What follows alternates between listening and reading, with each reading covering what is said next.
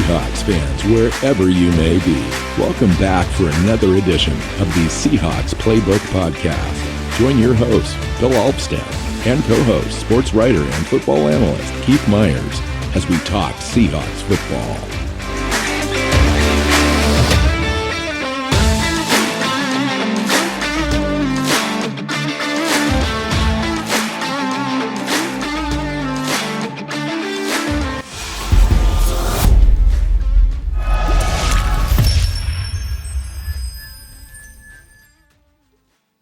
Hello, everybody. Welcome into the Seahawks Playbook Podcast. I'm your host, Bill Alvstad, sitting down with Keith Myers. Welcome to our new intro. Welcome to our new studio. This is our second show in the new updated format where we do 3 half-hour shows a week. And so welcome in, Keith. How you doing, man? I'm doing good, except for that intro, kind of startled me. I was like, whoa, that was loud. That was awesome. We have a few of those, so we'll plug in another one at some point. So this episode is kind of a tweener episode. In the first part of our week, we're going to do some game review stuff, what happened, what's going on during the week, any transactions, news, updates, all that kind of stuff. Second show is going to be a little bit more of an analysis and discussion show around the team in general, what we're seeing on the back end, different players that we want to highlight, what we think that we might need to improve upon, all that kind of stuff. And then the final show of the week is going to be a preview of the upcoming game. And in the off season, we'll change it up a little bit. We'll kind of mix that around and we'll figure that out as we go along. So in this episode, Keith, we're just taking a deeper dive into a few different things. I had kind of a discussion point around the Jamal Adams contract is what I brought into the show. And the reason... We need to talk about that. We did our little 10-minute add-on to our show last week because the contract dropped right after we got done recording, but we haven't really talked about the specifics. So yeah, well, it's good to have Jamal Adams in the fold, but man, was it expensive. And it just is. We knew that going in. That's not my money. We knew that when we made the trade, right? We talked. I think you initially were like, "No, this is way back." It was like, yeah, maybe we can get away with $13 or $14 million or something like that. I was like, no. He's going to ask for, I was just looking at the franchise tag value and being like, yeah, right. If we give him more than the franchise tag value, won't he take that? You're going to make $9 million this year. Right? You're going to make $12 million next year. If we offer you 13 for both of them, you should take it's money in your pocket. But no, it was 17. Yeah. Well, 17.5 average over each year, which is topped the 15.25 million that was the previous high. Justin Simmons from the Denver Broncos. We just saw him the other day. Mm-hmm. It's interesting though, to get up to that $70 million, there's also $2 million of incentives added to that. So I thought we'd just break this down and kind of talk about it. They actually saved some money in 2021. We assumed that they probably would try to do that, and they in fact did. He's got a base salary of $1 million with a bonus of $5 million. That $5 million carries forward throughout the remainder of the years as well. So $6 million, well, actually a $5 million total cap hit for 2021. So that actually is down from the 9.28, I think, $1 million that he was scheduled to make for the 2021 season. That gives them a little bit more flexibility to take a look at a guy like Geno Atkins, maybe bring back a guy like KJ Wright, maybe extend a guy like Quandre Diggs or even Dwayne Brown. Yeah, I mean, we kind of knew they were going to do that, right? And that's the one advantage of you trade for a guy, he's got no dead money. So you can take all the money in his current year, make it signing bonus except for the veteran minimum, and so he still gets the money because you just give it to him up front and shift that cap responsibility into the future. Yeah. And if you're going to give him a new contract like this and you give him a big signing bonus, he's getting paid the signing bonus money this year. He doesn't need the salary money. Yeah. So you put it all in the form of signing bonus. You'll lower his salary for the year down to nothing, and then it just pushes everything out. So it makes perfect sense that they would do this. Now, the question is, what are they going to use that cap room for? And you brought up a couple of ideas. Quandre Diggs would be great. I'd love to see him get re-signed. But ultimately, like, Dwayne Brown's the guy. You have to fix the Dwayne Brown situation before week 1. He is your starting left tackle. You've got an offense that really needs him. And, you just freed up some cap room. Go figure out how to make Dwayne Brown happy financially. So that way figure out how to make Russell Wilson happy. That's really what it's about. Yeah. So second year, 2022, base salary $2 million, option bonus $12.44 million, with a total cap number of $9.11 million in 2022. Again, a great value for the Seahawks. That's basically what he was going to make this year. Next year, he was looking at a balloon type salary unless they could get it kind of turned around. So this is, again, an advantage for Seattle because they get the player, they pay him the bonus upside, but the out of pocket in year 1 and 2 is totally reasonable for that player of that caliber, and gives the Seahawks some real flexibility as the cap increases. I was saying that's the point that we can't stress enough here, is that yes, they're pushing the salary cap things into the future, but this isn't just kicking the can down the road and mortgaging the future for the present, because the salary cap is about to explode. Those new media deals are massive, even compared to the old ones. So the salary cap's going to go way through the roof. They're going to have the salary cap room to spend on other guys, no matter what they pay. And a little bit of that comes in 2023. And obviously they know that it's his cap number goes up to $18.11 million in 2023. He's going to make that. They're not going to cut him. That's going to be what he makes, and that's the cap number that the team's going to carry forward in 2023, which seems outlandish in today's numbers. But listen to what Keith just said. When you take a look at the percentage of what he makes, that's the key factor here. A percentage of overall team cap. The salary cap last year was 180. The year before that, it was just under 200. The salary cap this year is 180. The salary cap last year was 200. I'm getting my years right. But it was projected to be at 210 this year if we hadn't had COVID. Yeah, if we hadn't had COVID. And so it was going up like 200, 210, 220. By 2023. That was before the TV money. Before the TV deal. Now 2023 is estimated that it's going to be 260, and then it's going to go up from there quickly. Boy, that's fun money for everybody. Just throw money, Keith. Just throw money. Yeah, you can throw a couple of million at me. I'll take it. Just give it right here. I know. So 2024, the base salary goes up to 16.5 million. There's just no getting around the base salary there.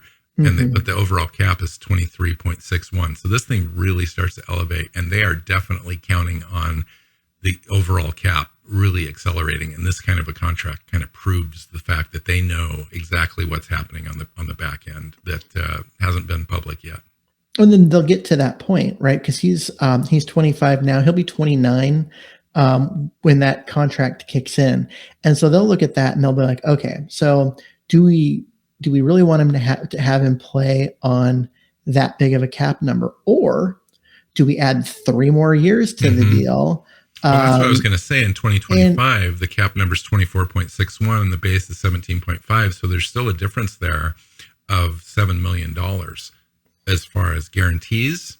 And so you're not going to cut him, but you might renegotiate. Yeah. It's to say you can get to a point in there where you're just like, yeah, let's extend him. Let's give him 3 more years and turn that huge chunk of salary into a signing bonus and push it out even more. And you can do that. I mean, the salary cap it's constraining at times, but we're looking ahead at these new media deals that are going to be about twice as lucrative for the NFL as the current ones, and going, well, half that money goes to the players. Yeah. Well, you know who's in prime position to take advantage of that expansion?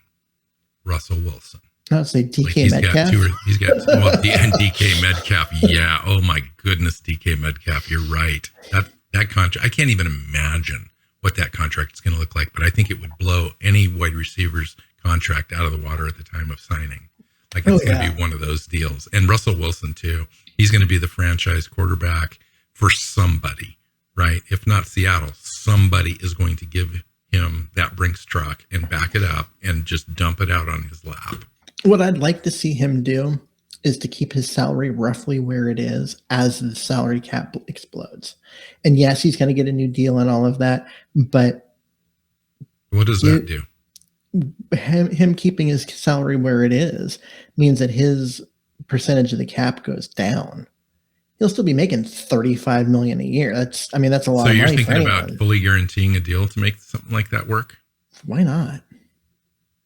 You know, especially if at that time he's never missed a meaningful snap in his entire career. I mean, somebody guaranteed Kirk Cousins a contract, of all people. I mean, you're talking about like just pure average guy. You got a superstar quarterback like Wilson. You're not going to give him those guarantees. Like, just do it.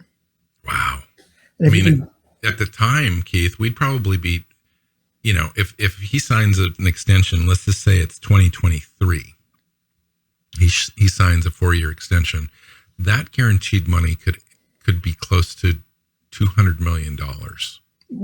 But that's the thing is what I'm saying is if you're going to fully guarantee it at less. So that way you can have additional resources to build a team around him and go win a title. Like he's making $35 million a year now on his AYP. Leave it at $35 million. You're not asking him to take a pay cut. You're just saying, don't ask for the giant raise. Just keep it where. Just pay him a boatload of cash up front and tell him to be happy. Yeah, give him a boatload of cash up front, fully guarantee everything, and be like, but leave it where it is so we can go pay at least the first 2 or 3 years. Yeah, because that's interesting. I mean, that forecast is just mind blowing. So, what do you think DK Metcalf ends up being at? I don't even know what the type wide receiver contract in the NFL is right now, but it wouldn't surprise me if he ends up making north of 20, 22, $23 million a year. He's going to be asking for quarterback money. And honestly, he'll probably get it. He seems like a lifer.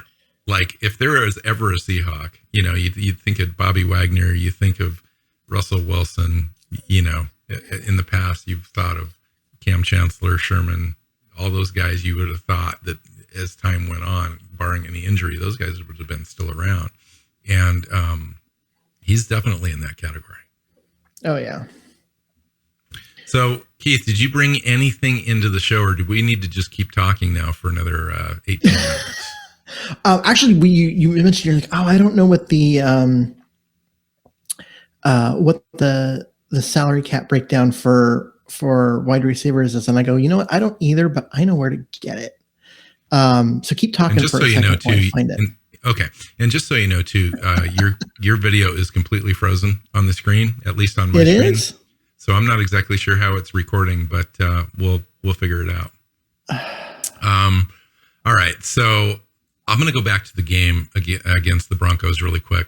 Okay. I saw some great play from Jordan Brooks. Rasheem Green looked good. Ryan Neal looked good until he got hurt. Alden Robinson looked good.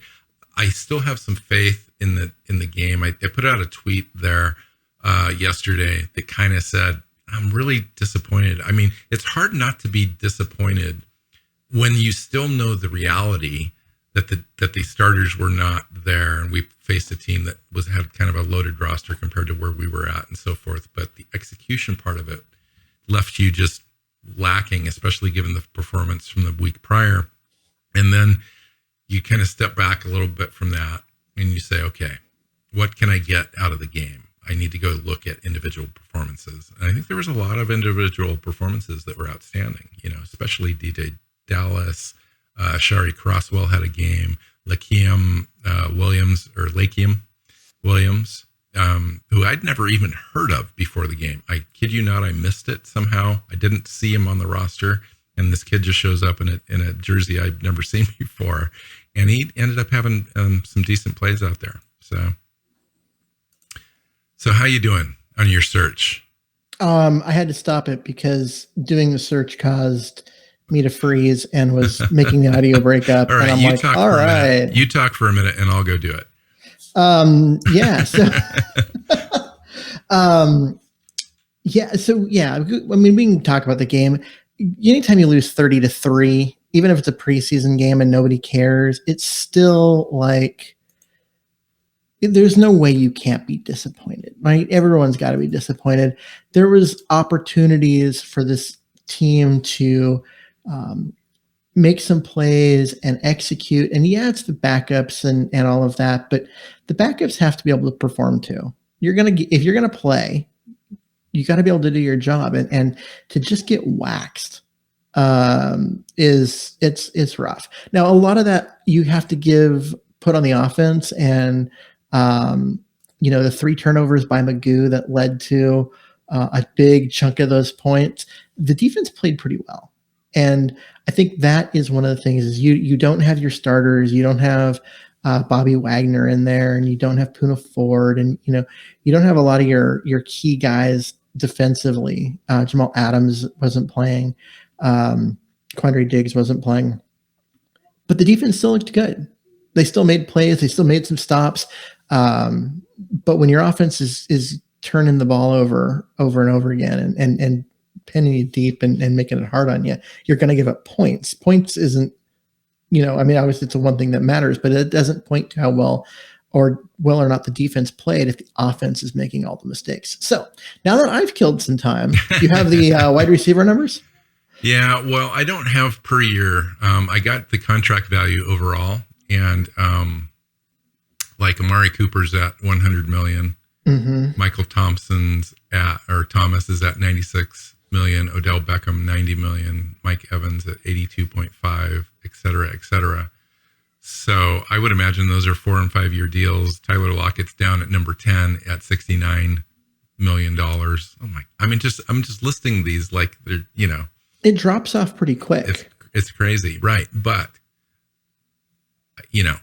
the overall value of DK Metcalf's contract is going to be Amari Cooper at number 1. Now we're talking probably next year at the earliest they would extend him. It would be smart for the Seahawks to try to do that.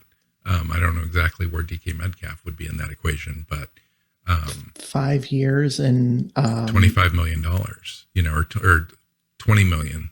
5 years, 20 million. 20 million a year. That puts you at 100. It's probably going to be like 23. You would think. Yeah. Yeah. So, with how much guaranteed? 50. 48. Wow. So almost half guaranteed, fully guaranteed. That's remarkable, but he's totally worth it. He was a second team All Pro in his second year, and he's 22? Sky's the limit. Yeah, sky's the limit. He's already played 2 years, and I think he's 22 right now. He's going to turn 23 this year while he's playing. It's crazy how good this kid is so early. And then you got to remember, this was the last pick of round 2. I know. What a value.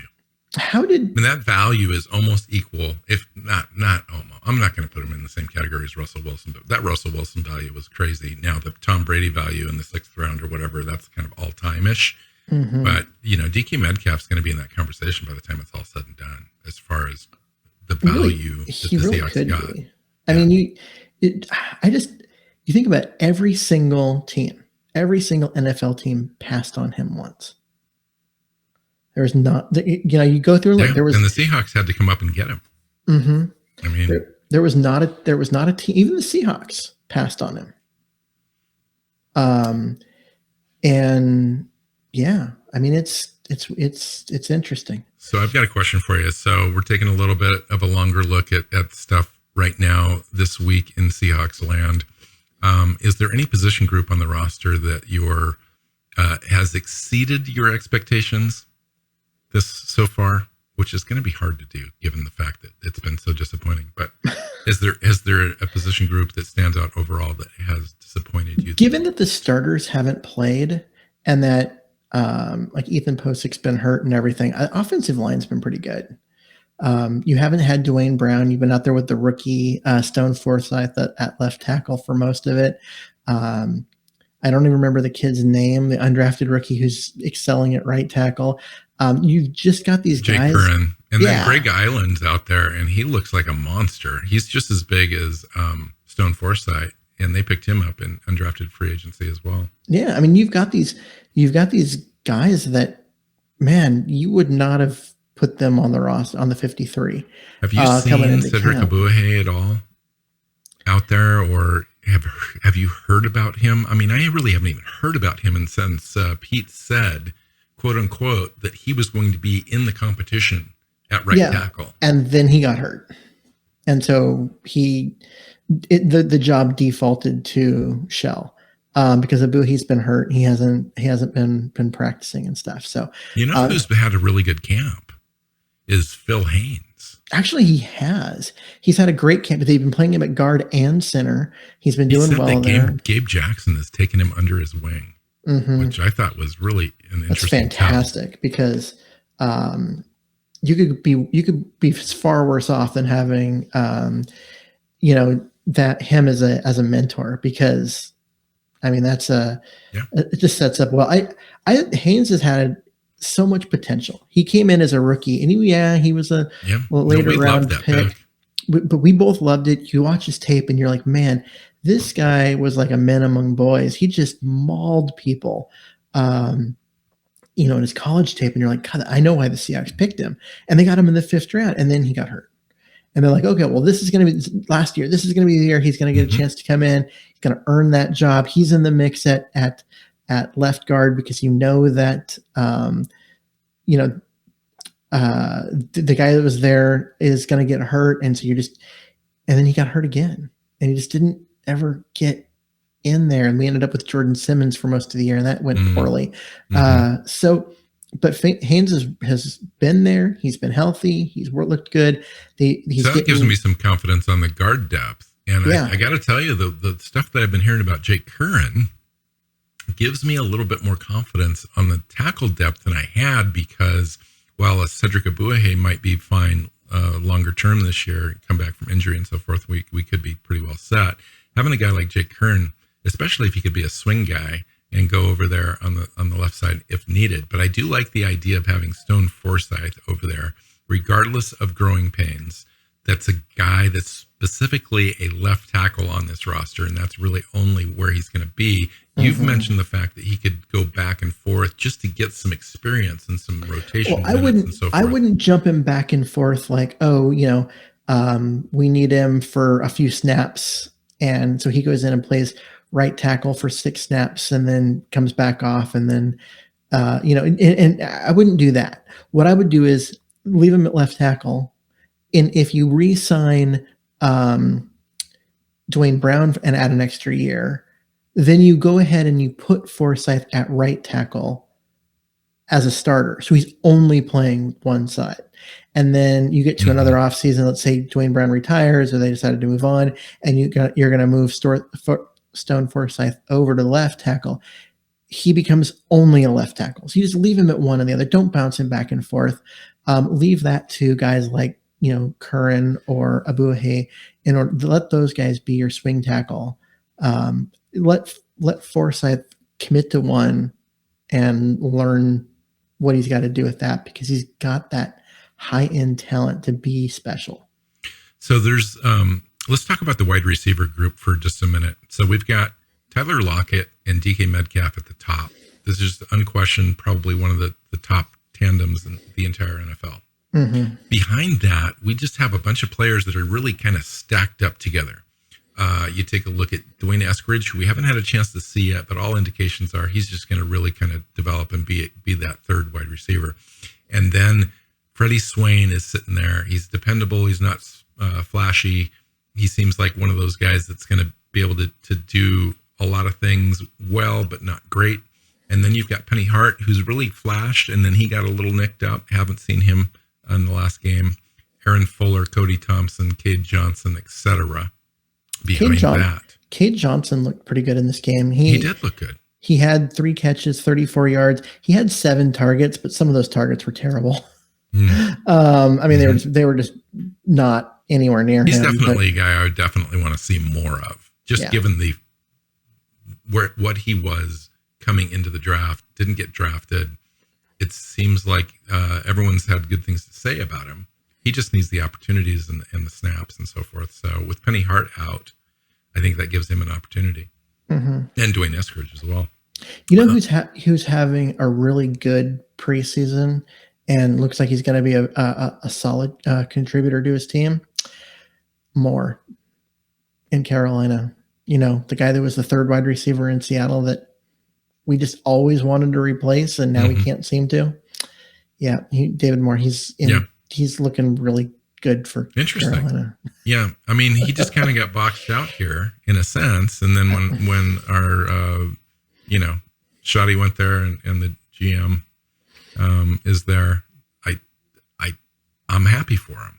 Yeah. You know, another guy that who was the defensive end guy that we drafted, never played it down for us. Malik McDowell. Yeah, Malik McDowell got minutes this last week, and it apparently was the highest rated defensive player. Was it Cleveland? I can't remember for sure where he's at now, but anyway, it's good for him to have a chance to get back in the league. I mean, so. Yeah, he was out, had the brain injury. The team was really worried about it, and then he dropped weight. They drafted a guy at 297 pounds or whatever he was. Yeah, it was like 297, and then he came in, for one thing, and he was like at 230, and they're like, "Wait, what?" And that's when they knew he wasn't going to ever play for them, and so it was just a really weird situation. And but the fact that he's out, he's back with an NFL team, means his body's healthy, means hopefully his brain's healthy, and good for him. Like, I know people are all like upset about, the Seahawks like shouldn't have drafted him, and then now he's going to be good for someone else. Well, I don't care. Good for him for getting things back together, and nothing but good wishes for the guy. Yeah, there's other stuff that we could talk about on the roster. I think we're gonna save it. We've got a game coming up this weekend. We're gonna have another show on I think probably out on Friday that will talk about the preview against the Chargers for our last preseason game. So there's a lot of players, a lot of things that we're looking for in that game, since we really haven't seen much. Now, I think the expectation level is a little bit elevated, considering Pete did come out and say that starters will be playing in this game. So, better. Also, I kind of started the show and didn't really talk about our new affiliation with the National Podcast Network, the Pigskin Podcast Network, which gives us a little bit more opportunity to get out there, a little bit more reach. It's great to be affiliated with a really nice organization. And the one change I think you'll see after September 1st is that we'll read a little bit of an ad up front. There won't be pocked with all sorts of ads throughout the show, but I think we'll have at least one up front that we'll talk about. And we'll come out with 3 shows a week. So Keith and I have kind of put our heads together and thinking, we record these great hour-and-a-half conversations, but is anybody really listening that long? And I think we decided that no. People probably aren't listening that long. I think people have a good half an hour in them. And that's what we've decided to do, is record 3 half-hour shows. I will say the analytics on our show surprised me on how many people reached the end. There is a good number of you that listened to all of it, and I appreciate I've heard, you so much. Privately in digital messages that people appreciate the long form show, the depth that we've gone into, the conversational style that we have, and so forth. Hopefully, we can retain some of that and get into depth in the segments within the half hour that we're trying to do, and we'll keep working on that until we kind of get it down a little bit. So I appreciate you sticking with us through that transition. And anything else, Keith? And we'll just head out of here, and we'll get to the at the end of the week. We'll queue up another show. Yeah. So come back with us later in the week. We're gonna preview the next game and look at what's going ahead to the last preseason game and what that's going to do to the roster as they get ready to set the 53 man. Cool. Awesome. So find Keith. They're scrolling at the bottom of the screen. So we've got a few new toys to play with in our new studio. In fact, we've got a lot more in the future that we'll bring in over time as we get used to this thing. But there it is, right there. Okay, no, I put it back. Follow Keith at Myers NFL. I'm at NW Seahawk. The show is at Hawks Playbook. SeahawksPlaybook.com has all of the shows, all the archives. It's a great website. It's a good resource. Also a lot of different feeds in there that you can get some current news and so forth if you kind of scroll through that website. And find us on YouTube. YouTube is one of our fastest growing outlets to watch the show, listen to the show, and find us on your favorite podcast app. So until next time, Go Hawks. Go Hawks. Seahawks Playbook Podcast listeners, thanks for joining us for another edition of the show. You can find us on Twitter.